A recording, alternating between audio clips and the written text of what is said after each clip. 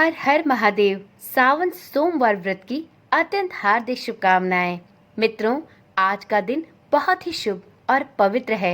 आज श्रावण मास का अंतिम सोमवार का व्रत रखा जाएगा। आज के दिन भगवान शिव की आराधना करने से भक्तों के सभी कष्ट दूर होते हैं।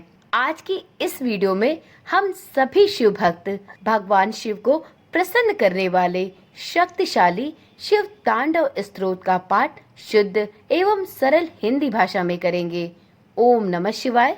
जय श्री कृष्णा। आप सभी शिव भक्तों का सनातन धर्मसार चैनल पर बहुत बहुत स्वागत है। ओम नमः शिवाय। नमो नीलकंठाय। ओम पार्वती पते नमो नमः। शिव तांडव स्तोत्र को बहुत चमत्कारी माना जाता है। इसकी रचना रावण द्वारा की गई थी।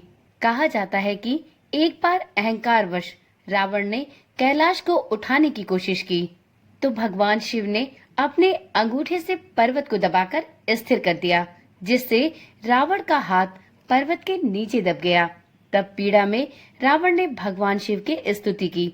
रावण द्वारा की गई यह स्तुति शिव तांडव स्तोत्र के नाम से जानी जाती है।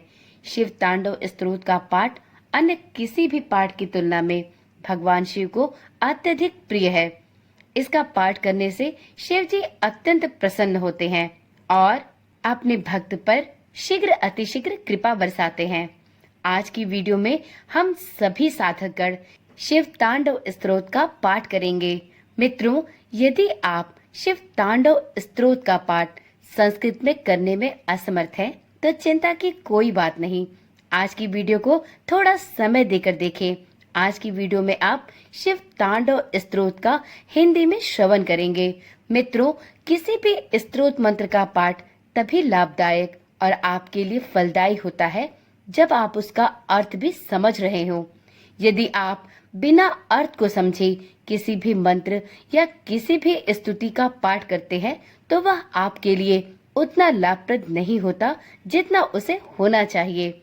इसलिए आज की वीडियो में आपके सामने शिव तांडव स्तोत्र की हिंदी में व्याख्या की जा रही है।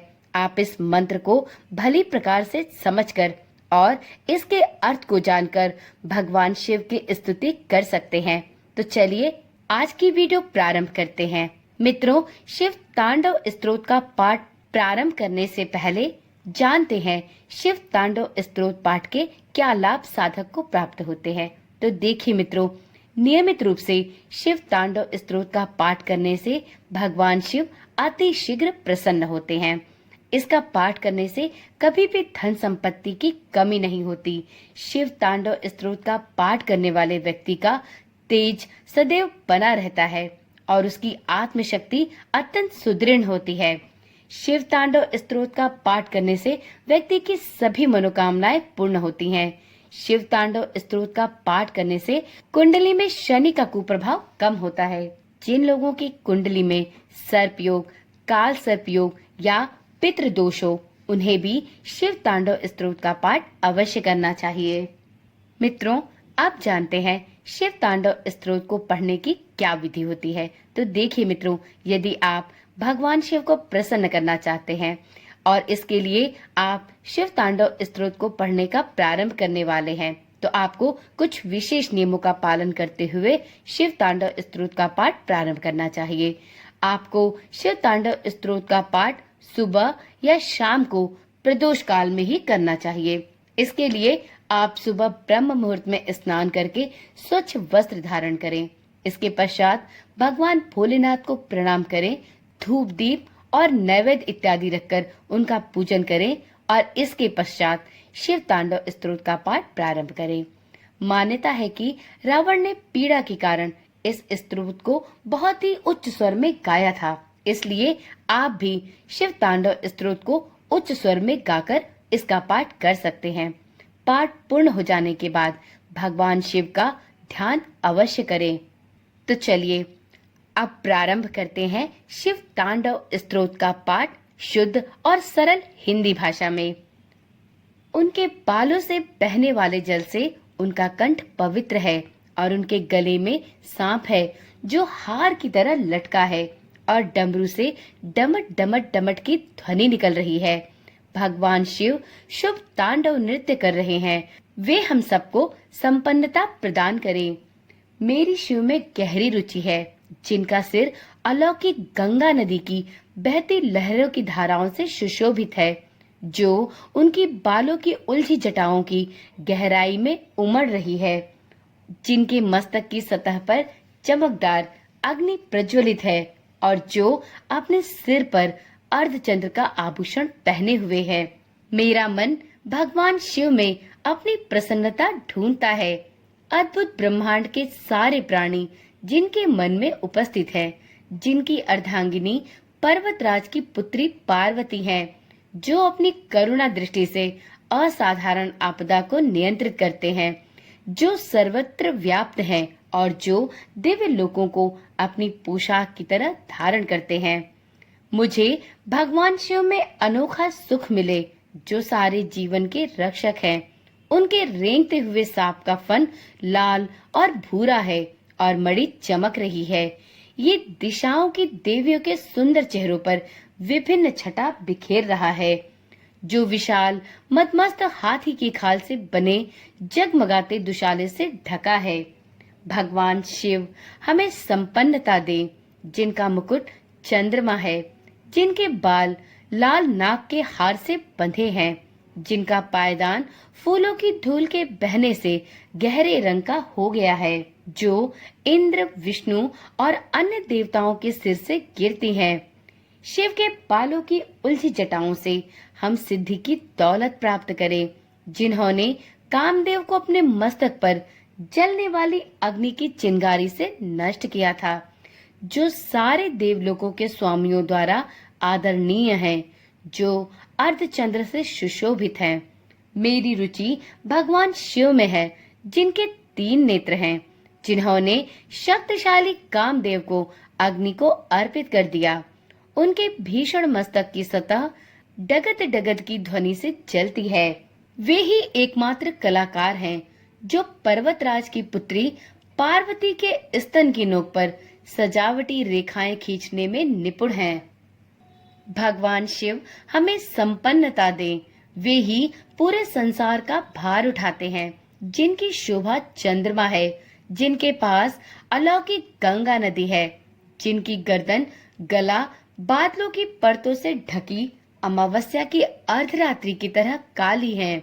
मैं भगवान शिव की प्रार्थना करता हूँ, जिनका कंठ मंदिरों की चमक से बंधा है, पूरे खिले नीले कमल के फूलों की गरिमा से लटकता हुआ, जो ब्रह्मांड की कालिमा सा दिखता है, जो कामदेव को मारने वाले हैं, जिन्होंने त्रिपुर का अंत किया, जिन्होंने सांसारिक जीवन के बंधनों को नष्ट किया, जिन्होंने बलि का अंत किया, जिन्होंने अंधक दैत्य का विनाश किया, जो हाथियों को मारने वाले हैं और जिन्होंने मृत्यु के देवता यम को भी पराजित किया।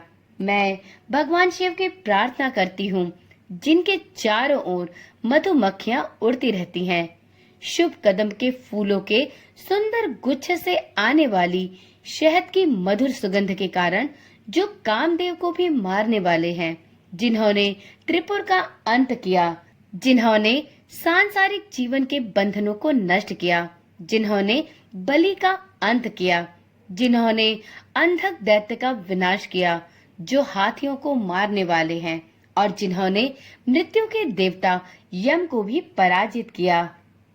शिव, जिनका तांडव नित्य नगाड़े की ढिमिट ढिमिट तेज आवाज श्रृंखला के साथ लय में है, जिनके महान मस्तक पर अग्नि है, वो अग्नि फैल रही है।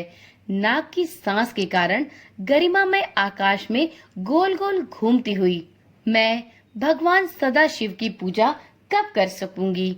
शाश्वत शुभ देवता, जो रखते हैं सम्राटों और लोगों के प्रति समभाव दृष्टि, घास के तिनके और कमल के प्रति, मित्रों और शत्रुओं के प्रति, सर्वाधिक मूल्यवान रत्न और धूल के ढेर के प्रति, सांप और हार के प्रति और विश्व में विभिन्न रूपों के प्रति मैं कब प्रसन्न हो सकती हूँ। अलौकिक नदी गंगा के निकट गुफा में रहते हुए, अपने हाथों को हर समय बांधकर अपने सिर पर रखे हुए, अपने दूषित विचारों को धोकर दूर करके शिव मंत्र को बोलते हुए, मेरा यह प्रणाम महान मस्तक और जीवंत नेत्रों वाले भगवान शिव को समर्पित है। इस स्तोत्र को जो भी पढ़ता है, स्मरण करता है और सुनाता है, वह सदैव के लिए पवित्र हो जाता है और महान गुरु शिव की भक्ति पाता है। इस भक्ति के लिए कोई दूसरा मार्ग या उपाय नहीं है, बस शिव का विचार ही भ्रम को दूर कर देता है। सायंकाल में पूजा समाप्त होने पर जो रावण के गाए हुए इस शिव तांडव स्तोत्र का पाठ करता है, भगवान शंकर उस मनुष्य को रथ, हाथी, घोड़ों से युक्त सदा स्थिर रहने वाली संपत्ति प्रदान करते हैं। इस प्रकार से श्री रावण कृत शिव तांडव स्तोत्र संपूर्ण हुआ। एक बार प्रेम से बोलिए हर हर महादेव।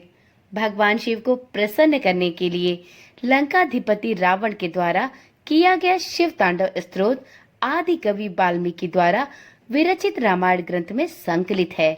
आप इस मंत्र का शुद्ध उच्चारण यदि संस्कृत में कर सकते हैं तो आप इसका नियमित रूप से पाठ अवश्य करें।